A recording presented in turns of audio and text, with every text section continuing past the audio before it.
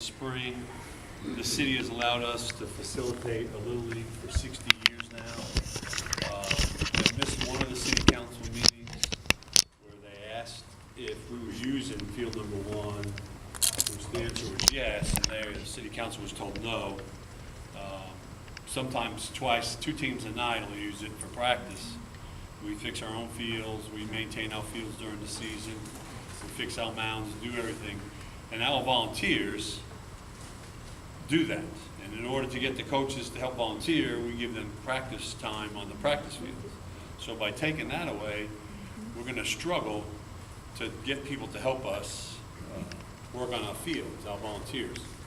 I would like to see them save the fence if they're going to take it down and put it around our t-ball field. And you have lights, you can put the lights there too.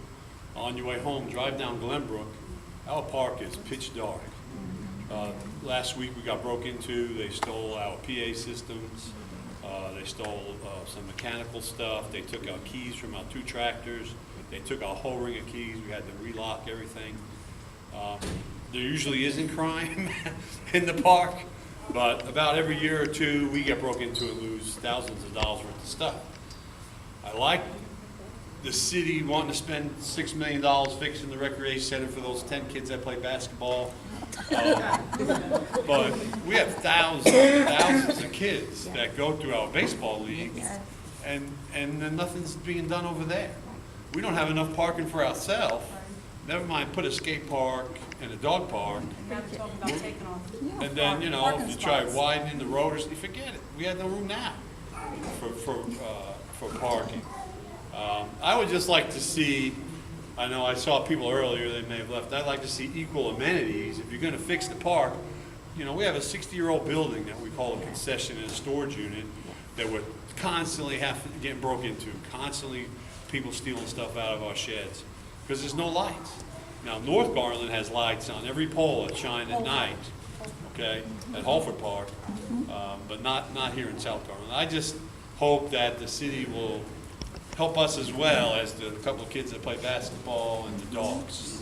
You know, when I started with my kid, I wanted my kids to be involved in something like scouts or sports so they don't get in trouble. We had a kid shot and killed at a park a couple of weeks ago. We had 4 kids shot last week, North Lake Elementary. Our little kids need to have things to do. And they need to be don't worry about the dogs. doing it. That would be, well, I'm not against it. I'm not against it. Does anybody else get to use your fields besides your Little League? No. Oh, yeah, there's some that are open to the public. Yeah, it is open to the Right, public. no, it's not open to the public. Yes, there is. There's a field has no Well, fence. we don't around it. want dogs to poop on our You let fields. people use your playing fields? Yes, that there's are not one Little open League? to the public right now. Any day of the week. Yes, the T-ball No. field. On your playing fields, do you allow other Little Leagues Well, it's to not up use to us, them? it's up to the city. We got a field use agreement with the city that we have to maintain the fields. We can't have 4-wheelers driving on them or dogs. Come on out and volunteer, we could use your It's not help. equal But, amenities for again, anybody. Why I don't you just come wanted and to volunteer? thank the city for allowing us. He's shutting you up.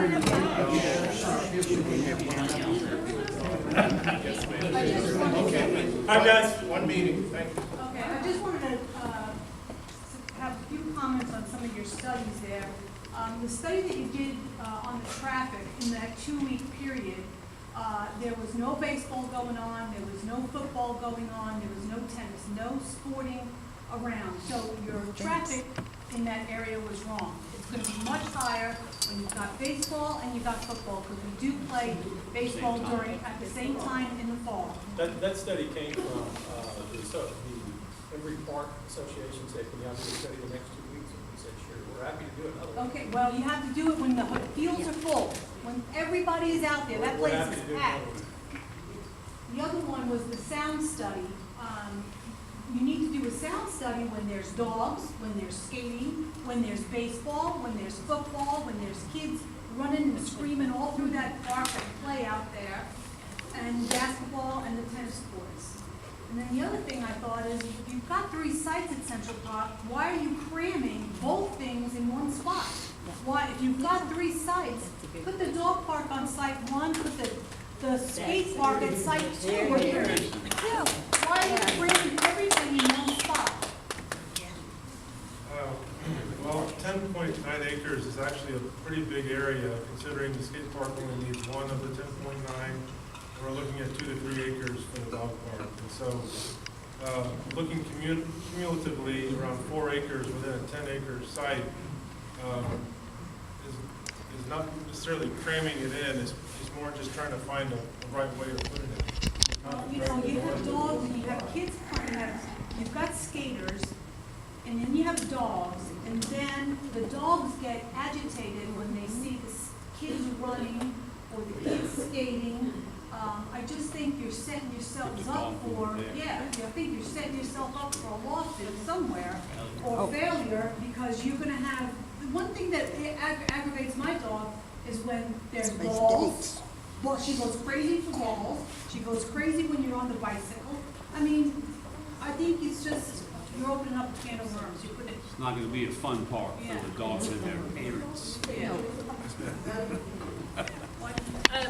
I have both a concern and a question. So I work as a dog trainer specializing in behavior issues, anxiety, aggression, frustration, things like that.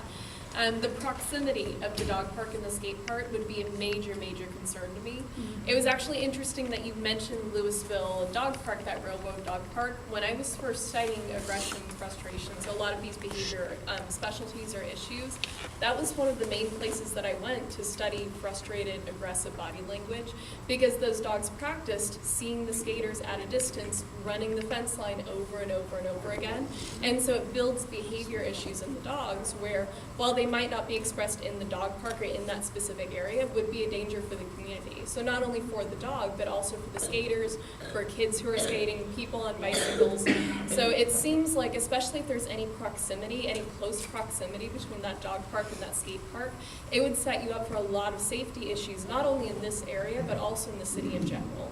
So I wanted to know if you have any plans for dealing with that possibility of building up dangerous behavior, both in the dogs and for any kids or any bicyclists nearby.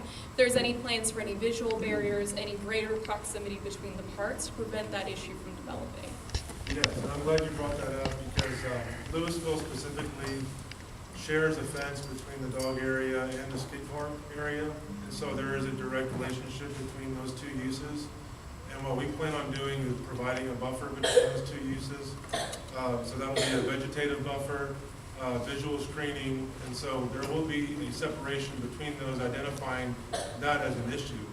And so again, we're getting into design elements now that we haven't fully flushed out and developed, because right now we're looking at locations. But yes, we are looking at that and trying to address the proximity factor of those two uses, and minimizing that by using vegetative buffers as well as visual and vertical screens. Yes, sir, Rebecca. You said that they're looking to have a size of the dog park being 2 to 3 acres. How does that compare to the surrounding dog parks in Richardson, White Rock, Rothwell? I think the closest 3 probably to this area. And then of that, are you going to have a small, large area, I presume? And then you said you had multiple bays or like areas, so you could maintain the vegetation. How big will it be separated? Well, to answer your question, the dog parks in the surrounding communities range in size. And so there are some that are large, 6 acres or more, and some that are smaller, in the 1 to 2 acre size. And so every community has different sizes. White Rock Lake, you mentioned, is between 2 and 3 acres. It's almost 3 acres. And every dog park is different. White Rock Lake has a lake next to it, and so people have the ability of using the lake when they go to that park. And other parks have different, there's, in North Dallas, there's Wagging Tail, and it's on a 7-acre property, and the dog park, the large paddock is 1 acre, and the small paddock is half an acre. And they don't have more room to expand their facility. And so every dog park is different, but initially we were looking at 6 acres to have more than ample room for all the multiple paddocks that we were planning. But we're looking at a smaller footprint now, and even within the 2 to 3 acres, we have opportunities to have 2 small dog areas, roughly half an acre in size potentially, and 2 large dog areas, roughly 1 acre in size each. So again, that's another design issue we haven't sorted out yet, but all that will be dictated on what site we end up with and how much space we're allowed to use. Yes, sir. I have a couple of questions. The first one, the dog park, this may go into the design part, you were saying that it's still fluid. Would there be a double fence? Because seeing the baseball, when the baseball fields are in use, opening day, game days, things like that, there's kids running just nonstop throughout the entire park. And my concern is if there's just a chain link fence, what stops a 3-year-old kid from sliding his hand in real quick? And, you know, a dog that's already been running and worked up might play too rough or even bite the kid. Would there be a double fence or some sort of a? That's a great question to ask, and that's something that we can consider with the level of activity that's anticipated. What we can do is do a modified fence where there might be chain link with an additional screen on it to alleviate that, you know, up to a certain height or maybe the full height. Okay. So yeah, we're looking at that as well. Okay. The second question, you mentioned surveys that were taken in 2016 and 2017. Yes. Out of all the people that responded, one was 1,000, one was 650, I believe. What were the percentages that were for and against? Well, that's I do have that information here. We can talk afterwards. There were, of everybody who answered, the majority of the people who answered the survey were in favor of the dog park. And I can give you the exact percentages. There were some people that were against it, but that percentage of the respondents was very low. That was just out of curiosity. Not for. Yes, sir. Tell me about the buffer zone.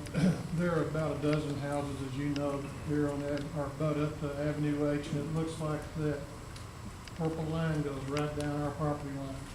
So what is 160 feet from my back fence? Where is that gonna be? I couldn't tell with the slide.